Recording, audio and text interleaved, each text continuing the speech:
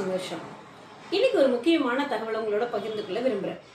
இன்னைக்கு குழந்தைங்களையும் சரி பெரியவங்களையும் சரி பார்த்து கேட்டோம்னாக்க, ஏன் படிக்கிறீங்க, ஏன் படிக்கணும் அப்படின்னு கேட்டால் உடனே வரக்கூடிய பதில், என்னங்க கேள்வி இது, படிக்கணும், பெரிய பெரிய படிப்பெல்லாம் படிக்கணும், நல்ல வேலைக்கு போகணும், நிறைய சம்பாதிக்கணும், நல்லா வாழணும் அப்படின்னு சொல்லி உடனே பதில் சொல்லுவாங்க.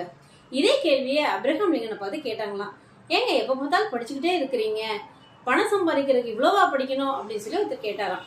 அதுக்கு அப்ரஹாம் லிங்கன் பதில் சொன்னாராம், பணம் சம்பாதிக்கிறதுக்கு படிப்பு தேவைதான், அது ஒரு வழியில இருந்தாலும் கூட நான் நல்லா சம்பாதிச்சு வாழும்போது எப்படி நான் பண்போடு வாழணும் அப்படின்னு சொல்லித்தரது இந்த கல்விதான். அதுக்காக படிக்கணும், பணம் சம்பாதிக்கிறதுக்காக மட்டும் படிப்பு கிடையாது அப்படின்னு சொல்லி அழகா பதில் சொன்னாராம். அவ்வளோ பெரிய மேதை எவ்வளோ எளிமையா வாழ்க்கையினுடைய தத்துவத்தை நமக்கு சொல்லியிருக்காரு. நம்முடைய தமிழ் சான்றோர்களும் இதை தாங்க நமக்கு சொல்லி கொடுத்துருக்காங்க. நான் வகுப்பறையில் பிள்ளைகள்கிட்ட அடிக்கடி கேட்கக்கூடிய கேள்வி, நீங்க படிச்சு பெரிய ஆள் ஆகணுங்கிறது சரி, ஆனா கல்வியினுடைய முடிவு என்ன அப்படின்னு கேட்டோம்னாக்க யோசிக்க தான் செய்யறாங்க.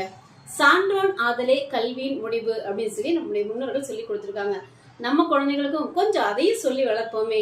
சம்பாதிக்கிறதுக்கு மட்டும் கல்வி கிடையாது, அதை எப்படி பாதுகாக்கணும், அந்த சமயங்கள்ல நாம எப்படி பண்போட வாழணும் அப்படின்னு சொல்லித்தரது தாங்க கல்வி.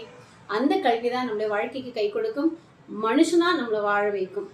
வாழ்க்கை ரொம்ப அழகானது. கல்வியை சரியான முறையில பயன்படுத்துவோம். நன்றி.